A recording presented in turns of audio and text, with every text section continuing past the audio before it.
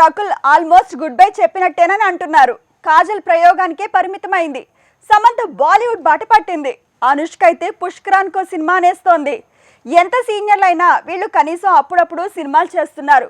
కానీ రాశి ఖన్నా నుంచి నిధి అగర్వాల్ వరకు యంగ్ హీరోయిన్ల జాడ మిస్ అవుతోంది. ఇంతకీ మెహ్రీన్ నుంచి మాళవిక వరకు ఎవరేం చేస్తున్నారు? బాక్ లో తమన్నాతో కలిసి స్క్రీన్ షేర్ చేసుకున్న రాశి ఖన్నా కాసేపు ఫర్జీతో నార్త్ లో మెరిసింది.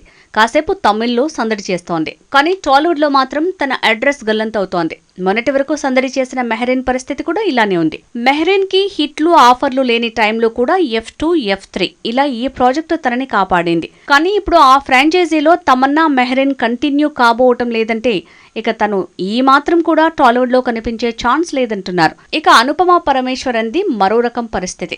Rowdy boys, Karthikeya, butterfly, 18 pages తో 2022లో దూసుకువెళ్లిన అనుపమ మళ్లీ 2 ఏళ్ల గ్యాప్ తో ఈగిల్తో సందడి చేసింది. టిలు స్క్వేర్ హెడ్ తో గట్టెక్కింది. కానీ తనకు ఆఫర్లు ఆవిరయ్యాయి. అడ్రస్ లేదన్నప్పుడల్లా ఏదో 1-6 సినిమాలతో దాడి చేస్తోంది. కానీ కంటిన్యూస్ గా 2022లో టాలీవుడ్ మీద దాడి చేసినట్టు మాత్రం దూసుకువెళ్లట్లేదు. ఇక మాళవిక శర్మ జాడ మాత్రం సౌత్ మొత్తంలో కనిపించట్లేదు. నేల టికెట్, రెడ్ మూవీస్ తో ఎప్పుడో ఇక్కడ మెరిసి మొన్న భీమాతో దూసుకువెళ్లిన లేడీ మాళవిక శర్మ ఇప్పుడు హరూం హరా మూవీతో దాడి చేయబోతోంది. తను 2-3 ఏళ్లకు మూవీ చేసినా ఒకేసారి 2-3 సినిమాలతో వచ్చిన తన సందడి కనిపించదు.